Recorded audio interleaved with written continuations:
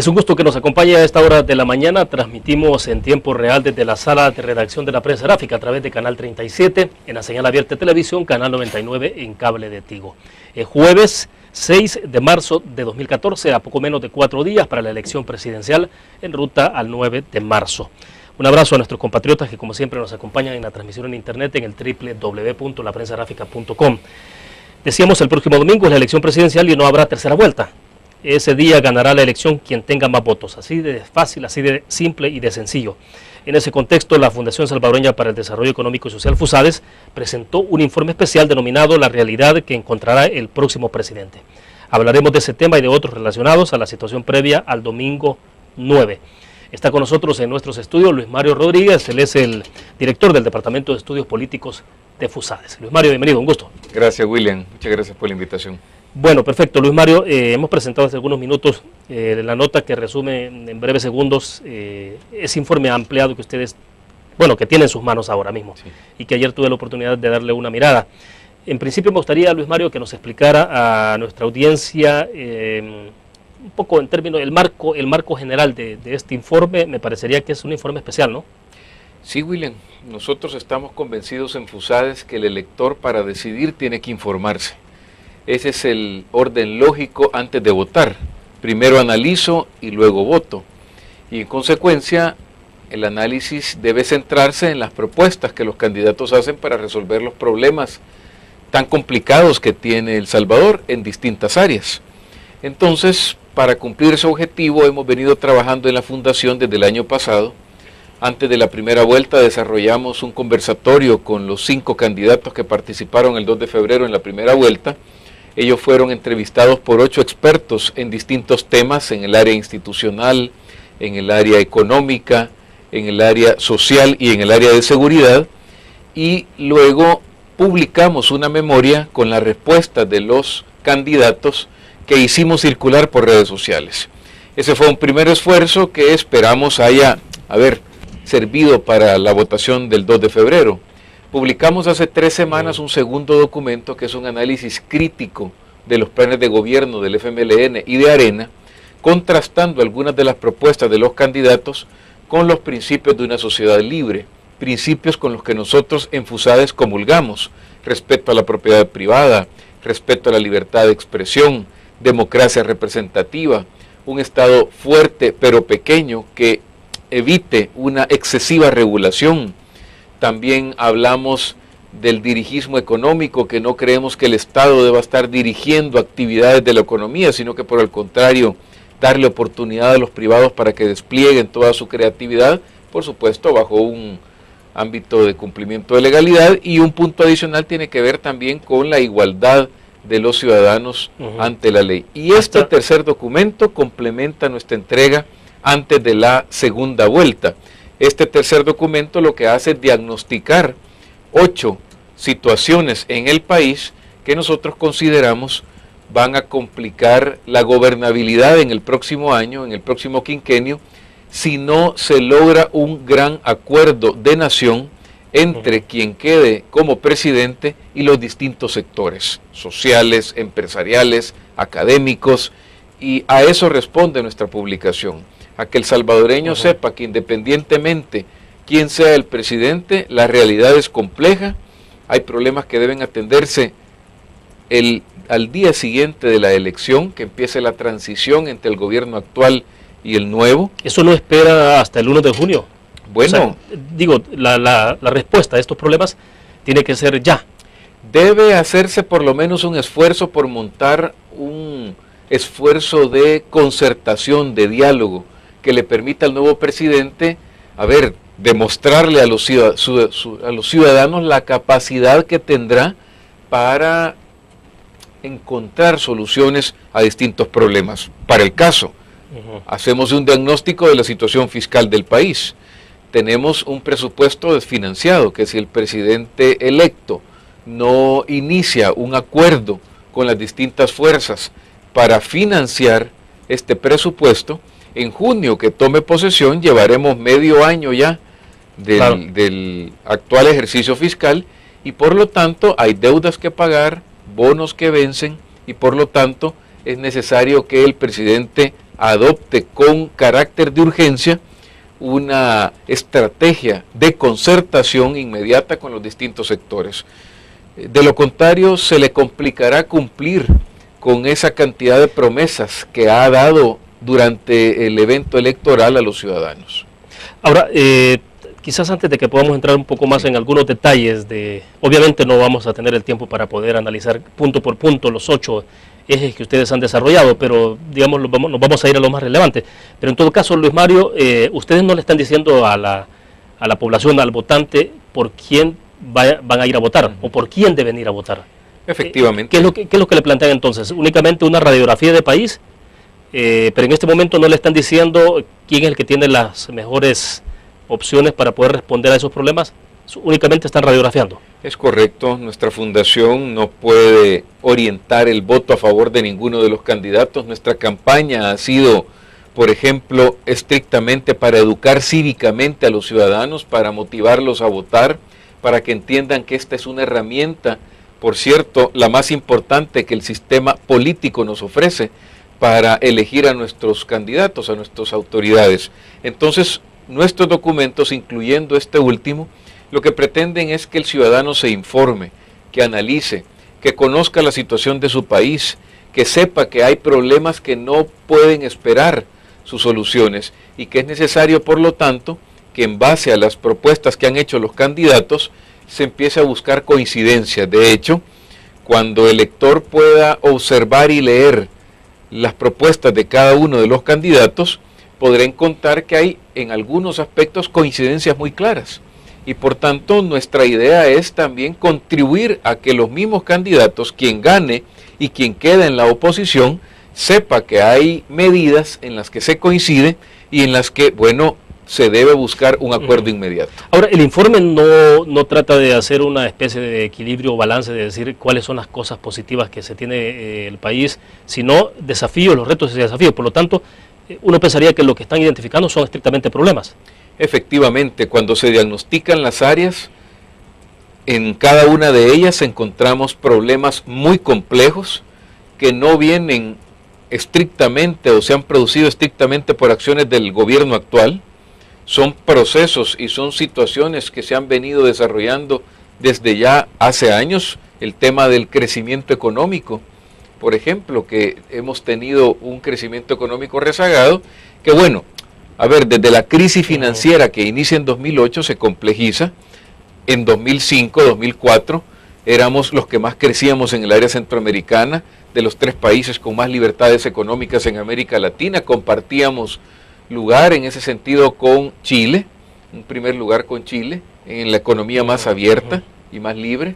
Pero eso se ha venido degradando, hemos venido perdiendo posiciones y a partir de esa crisis financiera y lamentablemente con la polarización que hemos tenido entre sector privado, gobierno, aspectos complicados como la seguridad pública y la misma inseguridad jurídica por el incumplimiento de laudos o por la aplicación arbitraria de la ley en algunos casos, bueno, hemos perdido posiciones, no hemos avanzado al ritmo que han avanzado otros países, que han facilitado el hacer negocios a las empresas y por lo tanto también estamos rezagados en generación de empleo. Entonces es una cadena de situaciones que nosotros fotografiamos en este documento y que estrictamente lleva el propósito de, contribuir con el próximo gobierno a tener un diagnóstico más claro, pero principalmente en este caso a que los ciudadanos se enteren y estén conscientes de los problemas que tenemos. Aunque la gente ya sabe que hay inseguridad, que hay falta de empleo, que hemos reducido, que hemos caído en algunos aspectos que impiden que haya nuevas inversiones, pero en este documento se intenta graficar de manera más fácil para que la gente lo entienda, con menos texto, con cifras muy claras, de tal manera que también el ciudadano pueda exigirle a su autoridad, a las autoridades que va a elegir este domingo, respuestas inmediatas. Si no estamos hablando de que hay temas que van más allá de los 2 grandes temas que aparecen en las encuestas, es decir, el tema de la seguridad pública, que obviamente tiene que ver con la vida de cada uno de nosotros, y el tema de la evolución de la economía. O sea, ustedes van más allá de eso. Como hay otros aspectos que podemos analizar, pero bueno, me indican que tenemos que hacer la primera pausa comercial.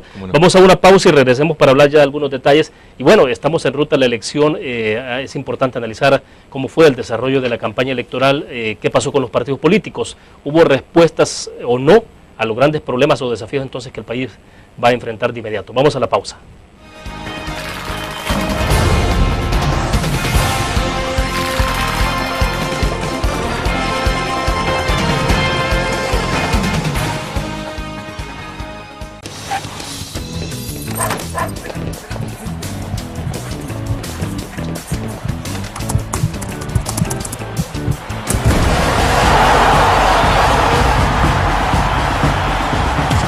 La pasión del deporte la vives también en elgráfico.com, el sitio deportivo más completo de El Salvador, con la información actualizada y resultados minuto a minuto de los partidos en juego. Elgráfico.com, conectados por deporte.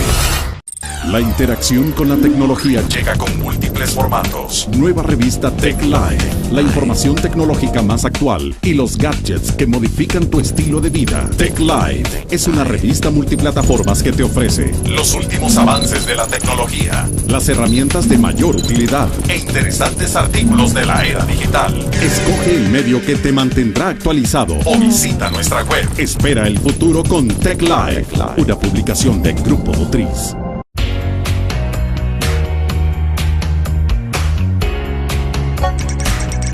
Cada momento, donde quiera que estés, te damos el mejor contenido en diferentes plataformas para que tú escojas el medio para informarte.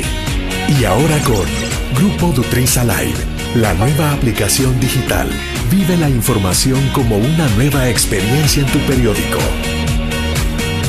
Multiplicamos la forma de informarte. Grupo Dutriz. Infórmate. Exprésate. Y disfruta tu música. Punto 105. La radio del joven adulto.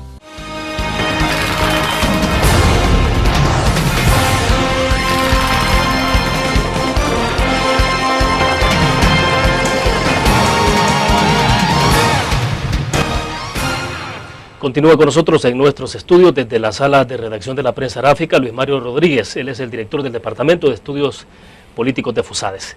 Luis Mario, bueno, 8 grandes temas son los que ustedes están explorando en este informe de desafíos, retos para el próximo presidente, el próximo gobierno. Decíamos, pesan muchísimo estos desafíos. Se demanda entonces de un pacto, de un acuerdo, pero ¿de qué clase de acuerdos? ¿De qué clase de pactos? Es decir, con la gente que piensa afín al gobierno, a ese futuro presidente, a ese futuro gobierno, ¿cómo debe perfilarse un acuerdo de esa naturaleza? Bueno, eso es muy importante, William. Los esfuerzos que hemos tenido en El Salvador para concertar políticas públicas no han sido institucionalizados. Me explico, no tienen una entidad que gobierno tras gobierno vaya cobijando a los actores políticos, sociales y empresariales para que adopten acuerdos. Eso es un gran déficit. Tenemos que formalizar una institución que nos permita dialogar, porque han existido comisiones temporales. El tema de la seguridad en el periodo del expresidente Saca, una comisión anticrisis también al final del expresidente Saca e inicios del presidente Funes. Hubo un esfuerzo que el presidente Funes intentó hacer al principio de su quinquenio sobre el tema de seguridad pública, pero que finalmente no se le dio seguimiento. Y las entidades permanentes como el Consejo Económico y Social y como el Consejo Superior del Trabajo, lamentablemente están por ahora neutralizadas.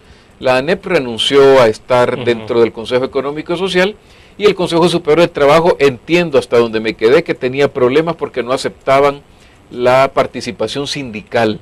Había ahí problemas de quién representaba a los sindicatos. Por lo tanto, aquí tenemos dos cosas para dialogar. Primero, crear una institucionalidad seria que tenga respaldo del gobierno en materia de financiamiento y que por supuesto el gobierno la tome en serio, porque si el gobierno la manipula y los acuerdos que surgen de ahí son ignorados por las autoridades, quienes dialoguen y quienes promuevan acuerdos, digamos que se van a desanimar.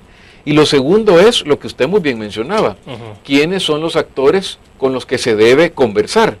Y ahí hay que adoptar las resoluciones que inclusive la Organización Internacional del Trabajo ya ha dado para establecer quiénes son los actores representativos de la empresa privada, quiénes son los actores representativos de los sindicatos, quiénes de los movimientos sociales, y luego, bueno, de la academia no estaría tan difícil, son pocas universidades, rectores todos de mucho respeto que podrían también estar representados, y en ese sentido hacer ahí un esfuerzo con esos actores que representan a la mayoría. Ahora, porque eventualmente hasta en eso ha habido problemas. Es correcto. Es decir, en saber quién es el interlocutor de las otras partes, o Es más correcto. bien en querer admitir a los interlocutores. O sea, así es. Y lo vemos ahora, algunos candidatos han rechazado la representatividad de la ANEP. Por ejemplo, insisten que la ANEP representa solo a grandes empresarios y desde ahí empezamos mal. Empezamos mal porque hay ahí 49 gremiales que incluyen también a pequeños empresarios y que por lo tanto se debería acudir, insisto, a resoluciones de la OIT que han establecido ya en otros países quién tiene la representatividad de los sectores, porque eso es fundamental para lograr un acuerdo. Si usted platica o si usted se sienta como gobierno a discutir con alguien que no tiene representatividad y que lo único que tiene es afinidad ideológica con su proyecto político, entonces ese acuerdo no va a tener legitimidad, va a estar construido sobre una base muy débil y se va a caer. Al presidente que llegue le conviene inmediatamente llamar a los sectores que, insisto, tradicionalmente han representado, en este caso a la empresa privada, a los sindicatos, a los movimientos sociales, muchos de los cuales estaban ya integrados en el Consejo Económico y Social, y bueno, empezar luego por áreas. Ya. Ahora, Luis Mario, ¿es posible o es imposible, por ejemplo, que se quiera hacer este pacto en el caso de las fuerzas políticas, que el FMLN pretenda desconocer al Partido Arena o que el Partido Arena pretenda desconocer al FMLN? Digo, partiendo del escenario que se pueda plantear el próximo domingo. Claro. ¿Es imposible llegar a un acuerdo si no hay un entendimiento con las grandes fuerzas políticas, entre las dos principales al menos? Sí, eso es estratégico, William, porque al final, si el nuevo presidente llama a distintos sectores para que se discutan acuerdos en distintas áreas, muchos de esos acuerdos se tendrán que traducir en leyes que van a permitir que se adopten las resoluciones que los distintos sectores han convenido. Si quien quede en la oposición no respalda esas decisiones que emanan de esas mesas, de esos acuerdos, entonces vamos a continuar con una situación de ingobernabilidad. Ese es un segundo reto para el próximo presidente y que es muy importante.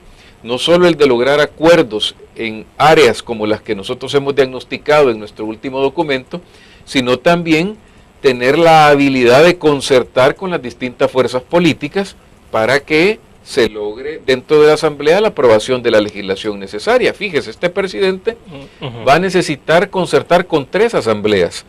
La que estará a partir de este año, del 10 de marzo hasta el 30 de abril del próximo año, que es el fin de esta legislatura. Exacto. La próxima, que es entre 2015 y 2018, y de mayo de 2018, que tenemos nueva elección legislativa, ahí le tocará lidiar al presidente con una tercera asamblea que dura por lo menos un año de su gestión, porque la que se elige en 2018 sale luego en 2021, ¿verdad? Así que tengamos también en el país una oposición fuerte, inteligente, leal, en el sentido de oponerse a aquello que perjudique a los ciudadanos, pero leal en el sentido de aprobar todas las iniciativas, independientemente de dónde hayan surgido, si éstas ayudan a mejorar la calidad de vida de los salvadoreños. Oponerse a propuestas, independientemente vengan del gobierno o de sus adversarios políticos, solo porque ideológicamente no me conviene, entonces eso va a perjudicar al país. Es decir, hacer una oposición constructiva. En otras palabras, exactamente. Ahora bien, el país no tiene viabilidad si no se logran estos acuerdos o acuerdos mínimos. A ver, basémonos en dos áreas de las 8 que tenemos en el diagnóstico. La de seguridad que usted muy bien mencionaba y la de la deuda pública, la política fiscal.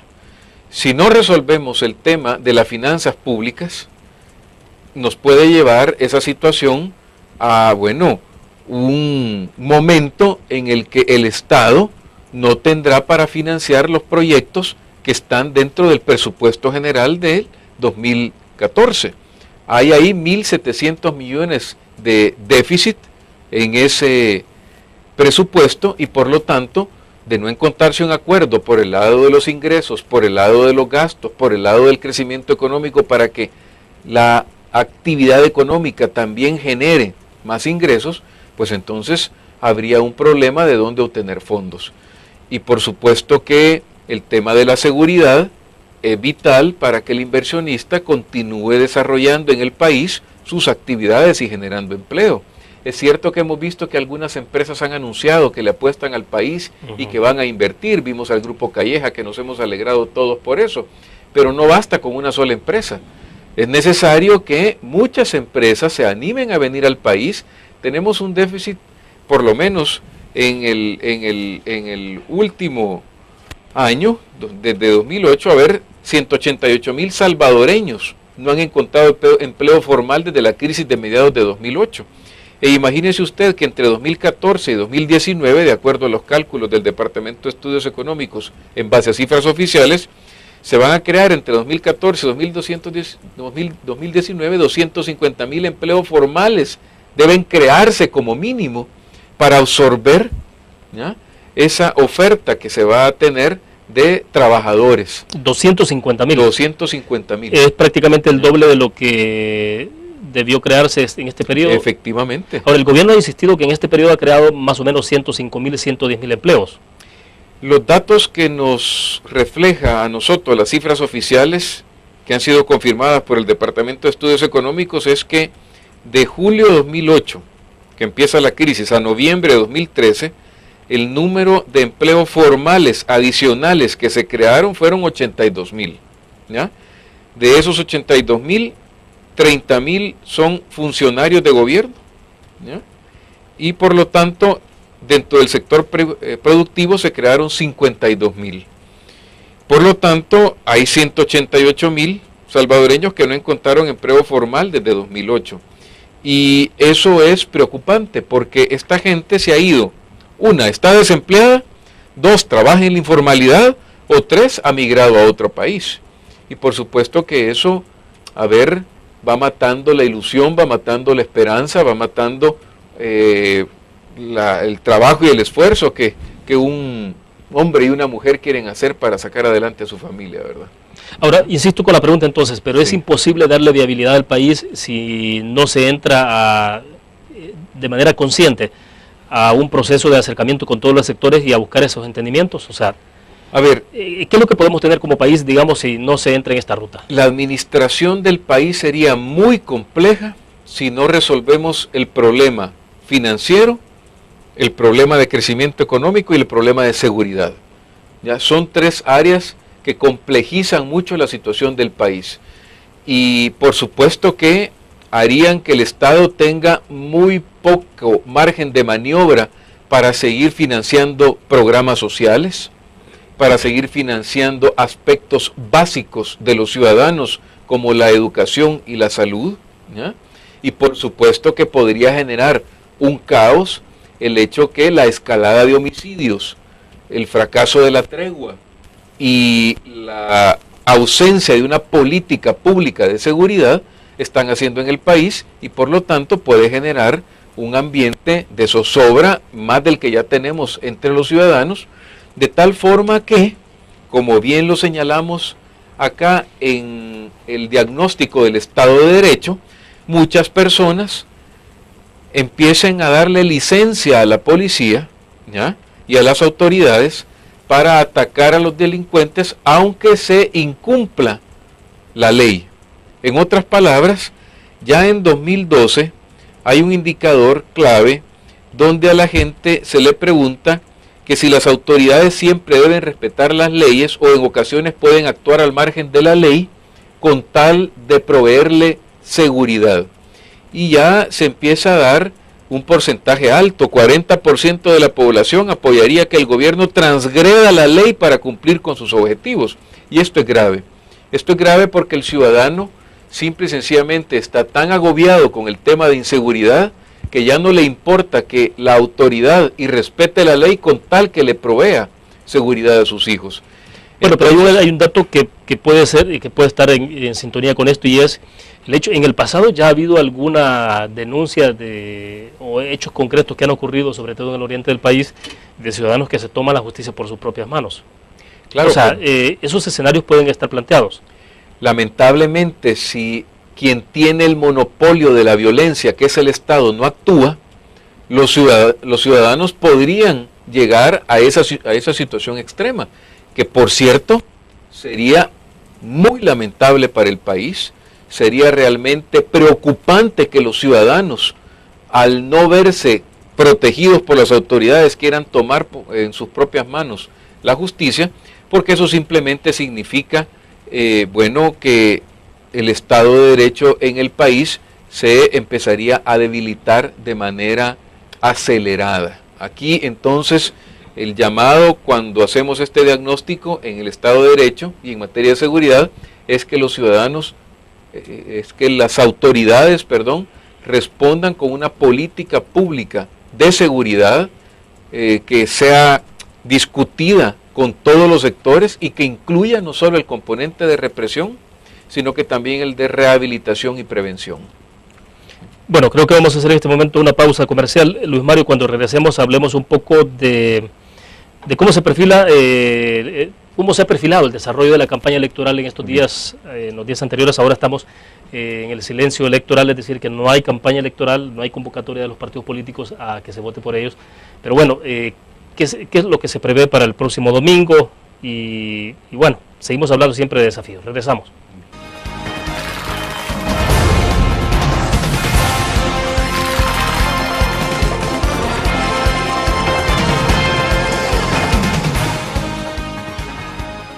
Un graficionado no olvida la historia, y aunque perdió una y otra vez, no perdió el orgullo. El graficionado se levantó entonando su grito de batalla, respirando gritos de gol y celebrando las épicas victorias.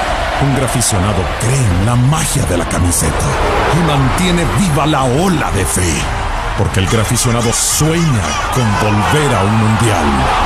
El gráfico lo hacemos por deporte. En la UFG, el futuro cambia y evoluciona con cada paso que das. Aquí estudias, aprendes y aprendes más, porque tu pasión es nuestra pasión. Y junto con nuestra formación académica, tecnología y herramientas, encontrarás lo necesario para el pleno desarrollo de tu potencial y poder convertirte en un auténtico líder. Universidad Francisco Gavidia, tecnología, innovación y calidad. Infórmate. Exprésate. Y disfruta tu música. Punto 105. La radio del joven adulto. Una nueva forma de vivir la información. GDA Live de Grupo Dutriz. Ingresa a App Store o Google Play y descarga gratis la aplicación GDA Live. Ahora busca en nuestros periódicos y revistas los iconos de GDA Live. Enmarca la imagen dentro de tu pantalla para animarla. Toca 2 veces la imagen para vivir la información en pantalla completa. Y recuerda que en el código ALIVE de la portada estaremos actualizando nuestras noticias. Con GDA Live, vive la información. Grupo Dutriz, multiplicamos la forma de informarte.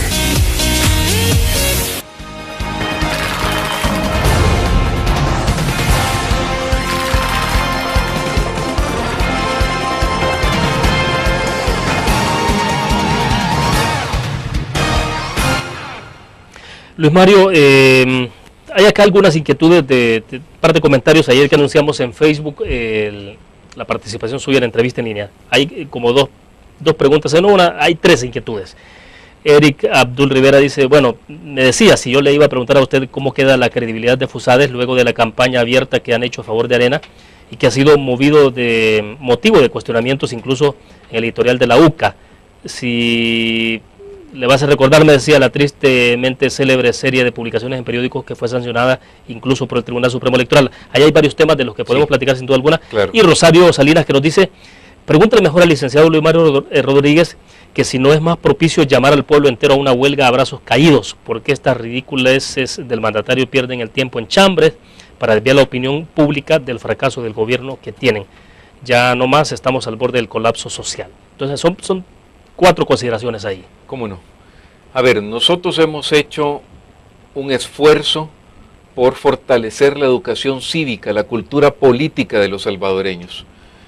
Decidimos entrar en un momento en el que el salvadoreño necesita ejercer sus derechos políticos y para ejercerlos necesita que se le motive y que se le explique por qué razón es necesario ir a votar, ¿ya? No por quién, sino las razones por las cuales es necesario ir a votar. Y ante la ausencia absoluta y ante la omisión, ¿ya?, del Tribunal Supremo Electoral, por lo menos durante todos los meses previos a la primera vuelta, para motivar a que los ciudadanos fueran a votar, nosotros decidimos, llenar ese vacío de la autoridad electoral y hacer un llamado para fortalecer la cultura política, promoviendo el ejercicio del voto a favor de la democracia, ¿ya? Nosotros estamos convencidos, porque así lo sustentan los diagnósticos, que la seguridad está complicada y no la hemos visto desde hace muchos años, que el trabajo está complicado también porque hemos visto cómo 188,000 están desempleados desde 2008 y están en la informalidad, ¿ya? Que es necesario liderazgo en la sociedad civil para proteger el sistema democrático. Por eso apelábamos a las mujeres, apelábamos a los jóvenes para que se involucren, no en política, aunque tienen todo el derecho, pero sí en organizaciones de la sociedad civil que promuevan la defensa democrática. Entonces, y ese planteamiento no se podía traducir o no suponía un llamado a votar por X partido político, en este caso por el Partido Arena, digo, que es lo que se ha interpretado de algunas personas. Claro, lo que sucede, William, es que en un país tan polarizado como el que estamos, por cierto, el más polarizado de América Latina, cualquier llamado puede ser interpretado bajo una lógica partidaria, y lamentablemente para algunos ha sido así. Nosotros hemos desplegado un esfuerzo, ¿ya?, para que el ciudadano vaya a votar, que por supuesto, si creeríamos que estamos cometiendo un error, no lo hubiéramos publicado, pero han sido vallas enormes, spots en la televisión con el apoyo de los medios, cuñas de radio, publicaciones en los periódicos. Abiertamente nosotros hemos promovido el sistema democrático, hemos promovido la herramienta que le permite al ciudadano elegir a sus autoridades, hemos promovido el liderazgo que necesita esta sociedad para que se solventen todos los problemas. Ahora, ¿han enfrentado el señalamiento directo del presidente de la República por todo esto? Bueno, señor presidente, cada sábado lamentablemente acusa a todos aquellos que él considera que le hacen una crítica. Nosotros simple y sencillamente continuamos con nuestro trabajo, vamos a cumplir, ojalá, 30 años más, ¿verdad?, de vida. Acabamos de cumplir nuestro 30º aniversario y estamos convencidos que vamos a seguir contribuyendo independientemente del gobierno que llegue. El Tribunal Supremo Electoral también abrió un proceso contra Fusades. Nos absolvieron el día de ayer por unanimidad, porque exactamente ellos consideraron que no estábamos haciendo campaña, que la nuestra era una campaña, una promoción de educación cívica, una campaña de valores, ¿ya?, y que por lo tanto no estábamos haciendo campaña partidaria por ningún partido político. Hay otro proceso que está todavía desarrollándose. Perdón, esta absolución tenía que ver justamente con estos mensajes de los que estamos hablando, Tenía que ver con uno en se busca particular. empleo. Correcto, se busca trabajo, con ese en particular. Y que fue contestado por otra organización sindical, prácticamente en los mismos términos, y que justo lo que se está haciendo ahí es una discusión y un debate sobre la necesidad de generar empleo en el país, que qué salvadoreño no va a estar de acuerdo con eso. Enfrentamos un segundo proceso que todavía se está desarrollando en el Tribunal Supremo Electoral. Hemos interpuesto los recursos que la ley nos permite, y si es necesario vamos a ir a la Corte Suprema de Justicia. Nosotros consideramos que un centro de pensamiento efectivamente como prioridad debe pensar, debe investigar, debe escribir, debe promover políticas públicas, pero no puede renunciar a la posibilidad de decirle al ciudadano que es importante defender la libertad de expresión, defender la libertad de culto, defender la democracia representativa y todos aquellos principios en los que creemos como FUSADES, ¿ya? Ahora, este caso particular tiene que ver con qué tipo de información que ustedes ofrecieron. Esta segunda del Tribunal Supremo Electoral era por la primera etapa de la campaña, ¿ya? Donde hablábamos de ejercer el voto ciudadano, ¿ya? Y fíjese que era una campaña, que la estudiamos inclusive con personas que tienen la carrera de diseño, que son publicistas profesionales y que sabían que podía apelar a ese sentimiento ciudadano de acudir al voto. Así que nosotros creemos que no hay razón por la que se pueda cuestionar esto por el tribunal. Y bueno, el mejor ejemplo es que ayer el Tribunal Supremo Electoral por unanimidad decidió en ese segundo caso absolvernos, ¿verdad? Ahora bien, ¿cuál es la evaluación que hacen ustedes ahora del papel del Tribunal Supremo Electoral después de la primera vuelta? Hay dos momentos, ¿no? O sea, sí, hay dos momentos. Las distintas organizaciones de observación electoral, principalmente la Organización de Estados Americanos, le hizo observaciones muy claras, señalamientos muy claros al tribunal en dos aspectos específicos. El primero es que tenía que actuar de manera oportuna cuando se violentara la legislación electoral y se estuvieran utilizando recursos del Estado para hacer campaña política a favor de un partido, ¿ya? Con claro señalamiento a la presidencia de la República. Y el segundo aspecto que observó la Organización de Estados Americanos fue que no se tiene legislación, o por lo menos el tribunal no la cumplió, para regular el financiamiento político, transparentar las finanzas de los partidos. Nosotros creemos, en primer lugar, que todos esos señalamientos antes de la primera vuelta el tribunal los tiene que revisar, tiene, una vez que pase la segunda vuelta, que analizar si hay que presentar reformas a la Asamblea Legislativa que le permitan tener herramientas para evitar esos señalamientos, principalmente en materia de transparencia de los fondos que los partidos utilizan para campaña. Y en el caso de la segunda vuelta, bueno, digamos que no hemos visto su desempeño el día de la elección. En este mes previo a la segunda vuelta, una campaña, aunque muy tímida, solicitando a los salvadoreños que vayan a votar, una campaña también muy tímida para que aquellos salvadoreños que tengan el DUI vencido lo renueven, ¿ya? Aspectos que no se dieron antes de la primera vuelta, donde básicamente hubo un silencio absoluto del tribunal. Hemos visto también que el tribunal ha señalado que a partir de este día ninguna organización, ni pública ni privada, puede hacer campaña, pero vimos ayer y durante todos estos días spots de funcionarios públicos en clara violación de la sentencia de la Sala de lo Constitucional, haciendo básicamente un llamado para que se continúe con los buenos cambios. Entonces, ¿se refiere usted a la publicidad del presidente de la República y la secretaria de Inclusión Social? Efectivamente, ahí lo que vemos es una presunta violación a esa sentencia de la Sala de lo Constitucional que el tribunal podría iniciar de oficio para que, estudie si hay o no una violación a la sentencia de la Sala de lo Constitucional. Y esto no es una actitud en contra del gobierno o en contra del presidente o de la primera dama, es a favor de la institucionalidad, en la medida que nuestro país vaya respetando la ley y las elecciones tengan condiciones que permitan a los candidatos competir en igualdad, en una cancha donde básicamente todos tienen las mismas reglas, entonces, bueno, vamos a poder ir legitimando aún más los resultados. Perfecto, vamos a hacer en este momento la última pausa comercial, regresamos al cierre de la entrevista en línea.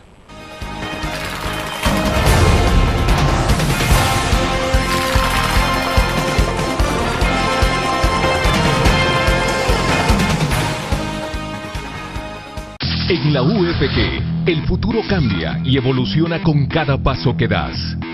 Aquí estudias, aprendes y aprendes más, porque tu pasión es nuestra pasión. Y junto con nuestra formación académica, tecnología y herramientas, encontrarás lo necesario para el pleno desarrollo de tu potencial y poder convertirte en un auténtico líder. Universidad Francisco Gavidia, tecnología, innovación y calidad. Un graficionado no olvida la historia, y aunque perdió una y otra vez, no perdió el orgullo. El graficionado se levantó entonando su grito de batalla, respirando gritos de gol y celebrando las épicas victorias.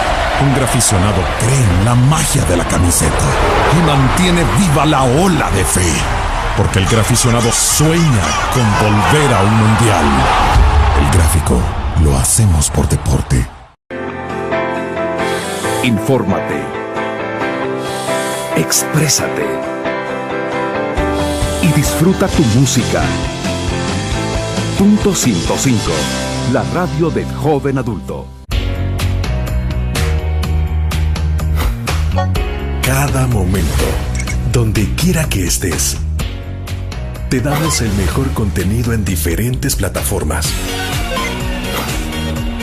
para que tú escojas el medio para informarte.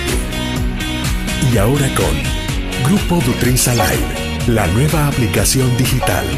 Vive la información como una nueva experiencia. Multiplicamos la forma de informarte. Grupo Du3.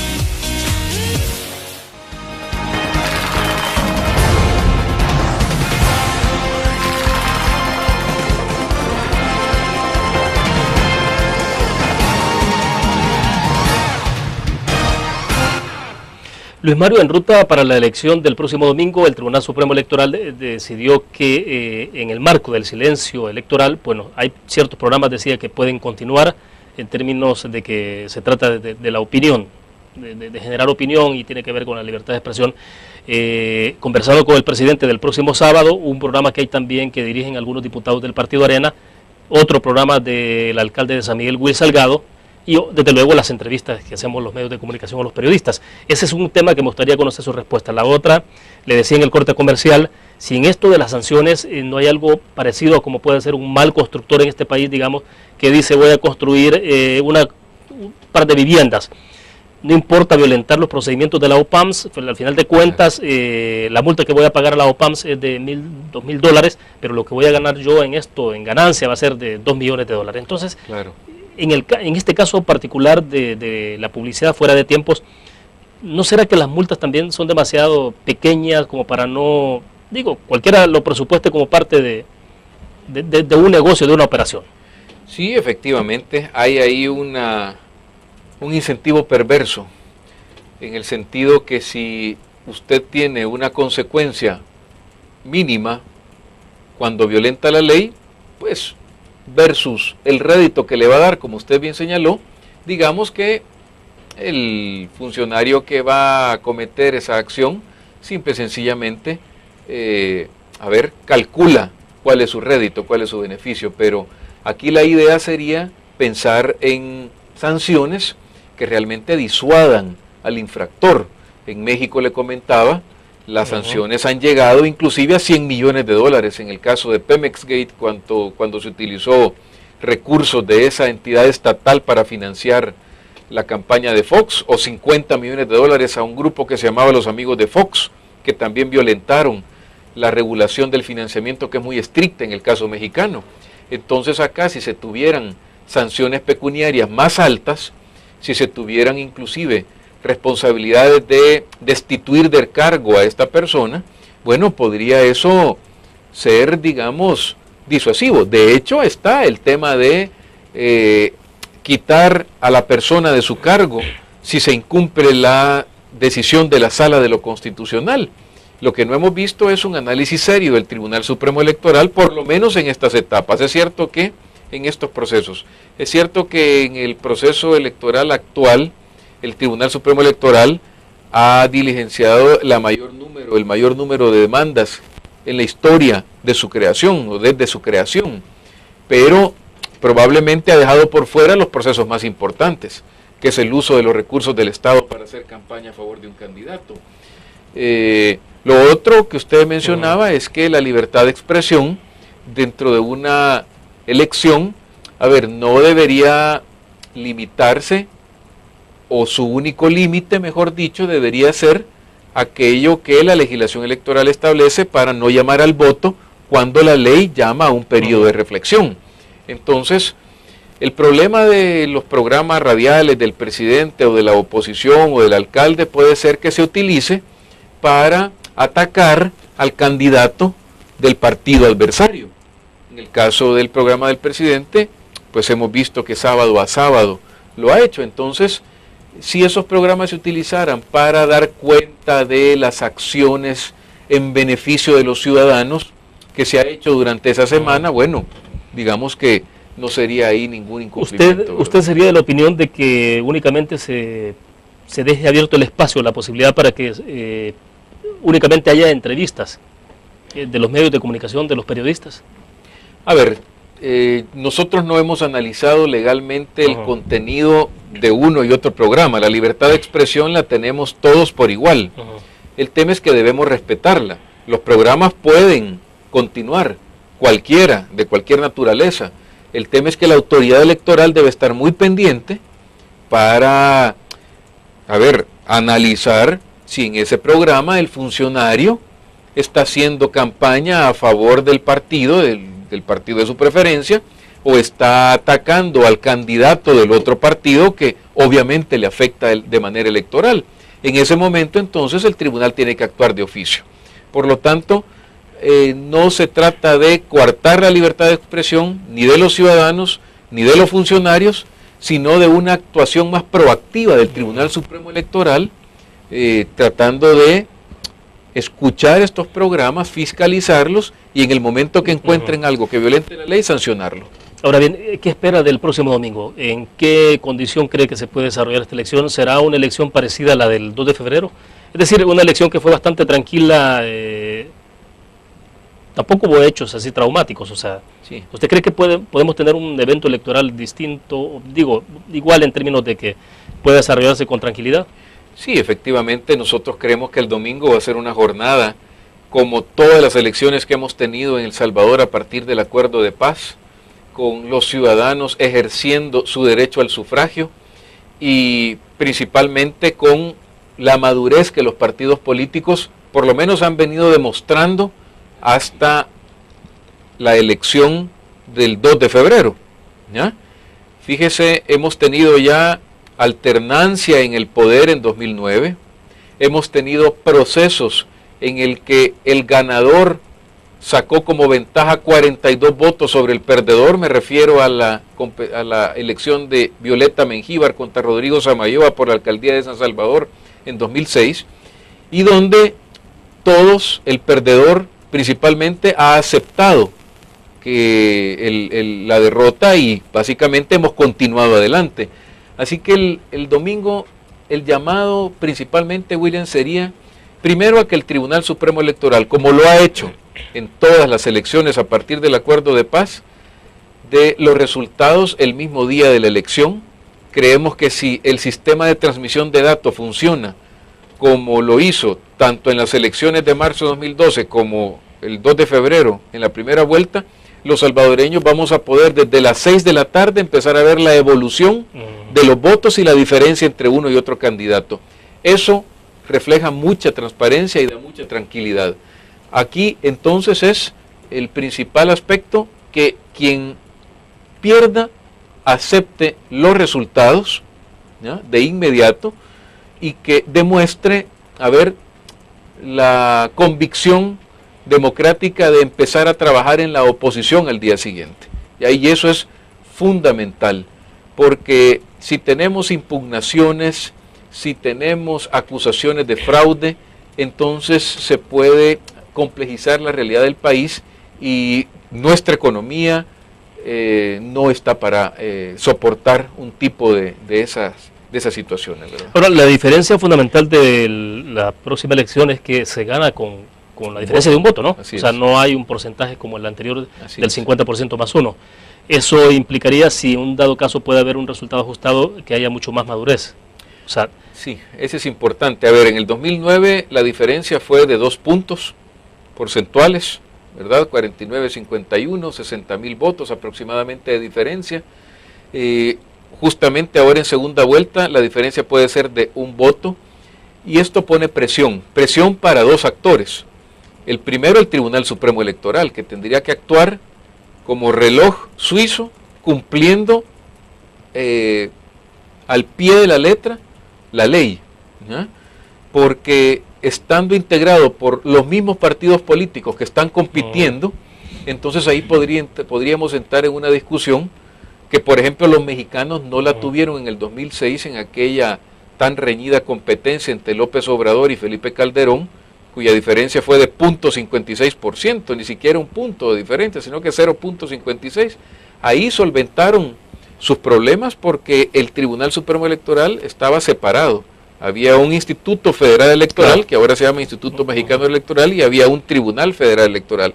Aquí la justicia la tienen los magistrados en sus propias manos, por lo tanto. o sea, de alguna forma son jueces y parte. Jueces y parte. El problema entonces acá es que el primer actor es el tribunal, y el segundo los partidos. Si quien pierde impugna, ¿ya?, porque no está de acuerdo con el resultado, porque son 5,000 votos, 10,000 votos, 15,000, 20,000 votos la diferencia, entonces el tribunal tendrá que comportarse a la altura de la situación, contando los votos, recontándolos o haciendo todo aquello que la ley electoral exige para transparentar el desarrollo de esa impugnación que podría ser alguno de los partidos, si es que se da, que ojalá Sí. no se dé esa situación. Ahora, lo ideal sería que haya diferencias sumamente, de alguna forma sustanciales en resultados de participación, ¿no? Sí, a ver. Porque eso da mejores niveles de certidumbre finalmente. Sí, la verdad es que cuanto más obtiene un candidato el respaldo ciudadano, más legitimado está.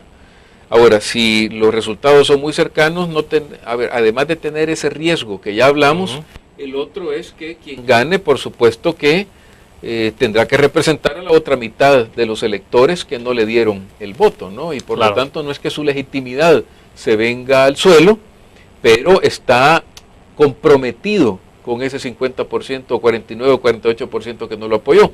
Independientemente, si la brecha se amplía, si son 5 o 10 puntos, la soberbia no será buen amigo del nuevo gobierno, ¿ya? La tiene que dejar guardada en un cofre, porque los problemas del Salvador no se van a resolver con un gobierno soberbio, ¿ya? Eso es fundamental tenerlo en cuenta. Al contrario, debe haber mucha apertura, que es con lo que iniciamos la entrevista, mucha humildad y sobre todo haber una cualidad que el nuevo presidente debe tener, es la de ser un amplio concertador. Ya eso es fundamental para el próximo quinquenio. Solo para cerrar rápidamente, lo que ha ocurrido en Costa Rica, uno de los candidatos renunció, entendemos que constitucionalmente el evento electoral tiene que desarrollarse, pero ¿le ha dado seguimiento a ese caso? Bueno, ayer nos enteramos todos por las redes sociales sobre esta situación donde el candidato oficialista, ¿no?, es el que renuncia básicamente a seguir haciendo campaña, no renuncia a su candidatura. Por lo tanto, van a su segunda vuelta en abril y, de acuerdo, como bien señala usted, a la Constitución, tiene que celebrarse esa segunda vuelta. Sus partidarios podrán votar por él, ¿ya? Y el tema es que, claro, se desanima su base al ya no hacer campaña esta persona, claro. Pero no se ha retirado formalmente, ¿verdad? Ha renunciado a hacer campaña. Y constitucionalmente tiene que haber elección. Es correcto, así es. Bueno, se nos agotó el tiempo. Gracias, Luis Mario, por participar con nosotros. Gracias, William, amable. muy amable. Bueno, terminamos entonces la entrevista en línea. Les invitamos a ustedes que nos acompañen mañana, 6:45 de la mañana, con el resumen del noticiero de la prensa gráfica que transmitimos a través del www.laprensagráfica.com, en canal 37 en señal abierta y canal 99 en cable de Tigo, y desde luego la entrevista en línea a las 7 de la mañana. Nos vemos mañana.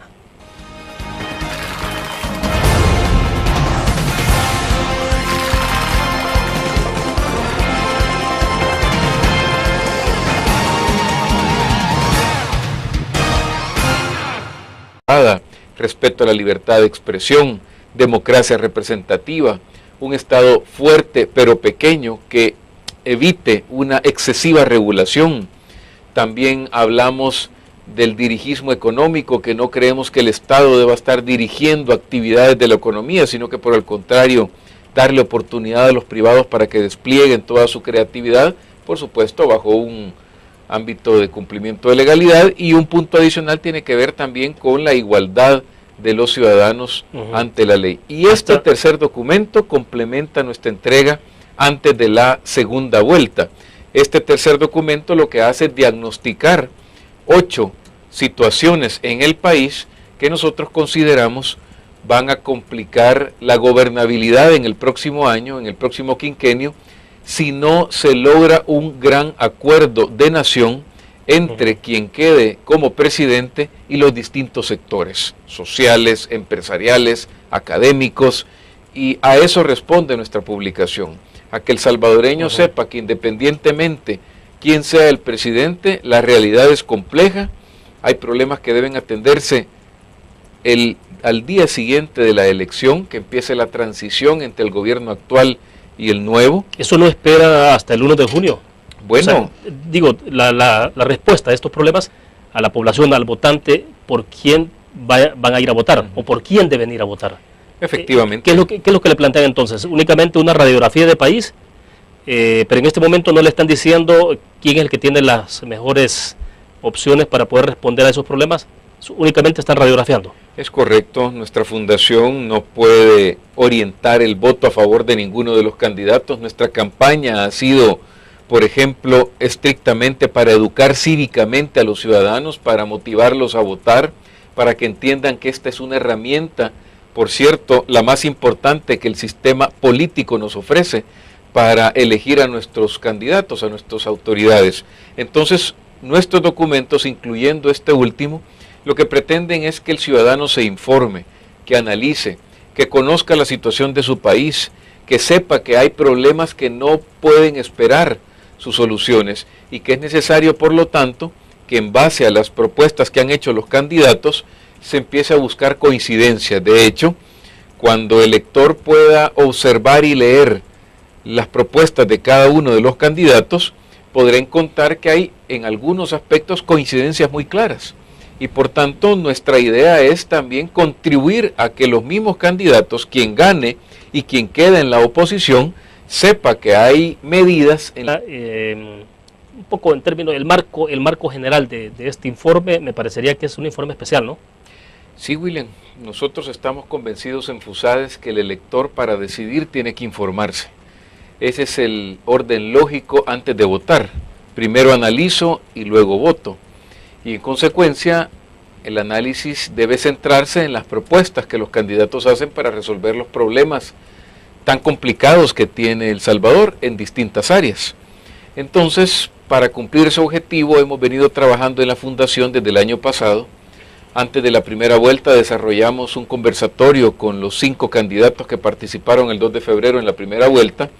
Ellos fueron entrevistados por 8 expertos en distintos temas, en el área institucional, en el área económica, en el área social y en el área de seguridad, y luego publicamos una memoria con la respuesta de los candidatos que hicimos circular por redes sociales. Ese fue un primer esfuerzo que esperamos haya servido para la votación del 2 de febrero. Publicamos hace 3 semanas un segundo documento que es un análisis crítico de los planes de gobierno del FMLN y de Arena, contrastando algunas de las propuestas de los candidatos con los principios de una sociedad libre, principios con los que nosotros en FUSADES comulgamos respecto a la propiedad privada.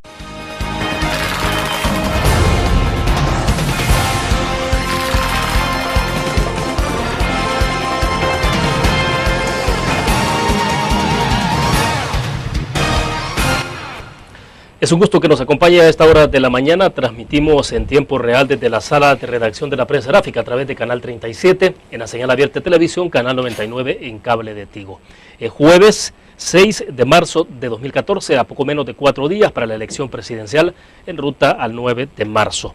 Un abrazo a nuestros compatriotas que como siempre nos acompañan en la transmisión en internet en el www.laprensagráfica.com. Decíamos, el próximo domingo es la elección presidencial y no habrá tercera vuelta. Ese día ganará la elección quien tenga más votos, así de fácil, así de simple y de sencillo. En ese contexto, la Fundación Salvadoreña para el Desarrollo Económico y Social FUSADES presentó un informe especial denominado La realidad que encontrará el próximo presidente. Hablaremos de ese tema y de otros relacionados a la situación previa al domingo 9. Está con nosotros en nuestros estudios Luis Mario Rodríguez, él es el director del Departamento de Estudios Políticos de FUSADES. Luis Mario, bienvenido, un gusto. Gracias, William, muchas gracias por la invitación. Bueno, perfecto. Luis Mario, hemos presentado hace algunos minutos la nota que resume en breves segundos ese informe ampliado que ustedes, bueno, que tienen en sus manos ahora mismo, sí, y que ayer tuve la oportunidad de darle una mirada. En principio me gustaría, Luis Mario, que nos explicara a nuestra audiencia, tiene que ser ya. Debe hacerse por lo menos un esfuerzo por montar un esfuerzo de concertación, de diálogo, que le permita al nuevo presidente, demostrarle a los ciudadanos la capacidad que tendrá para encontrar soluciones a distintos problemas. Para el caso, hacemos un diagnóstico de la situación fiscal del país. Tenemos un presupuesto desfinanciado, que si el presidente electo no inicia un acuerdo con las distintas fuerzas para financiar este presupuesto, en junio que tome posesión llevaremos medio año ya del actual ejercicio fiscal y por lo tanto hay deudas que pagar, bonos que vencen y por lo tanto es necesario que el presidente adopte con carácter de urgencia una estrategia de concertación inmediata con los distintos sectores. De lo contrario se le complicará cumplir con esa cantidad de promesas que ha dado durante el evento electoral a los ciudadanos. Ahora, quizás antes de que podamos entrar un poco más en algunos detalles, obviamente no vamos a tener el tiempo para poder analizar punto por punto los 8 ejes que ustedes han desarrollado, pero digamos nos vamos a ir a lo más relevante. Pero en todo caso, Luis Mario, ustedes no le están diciendo a la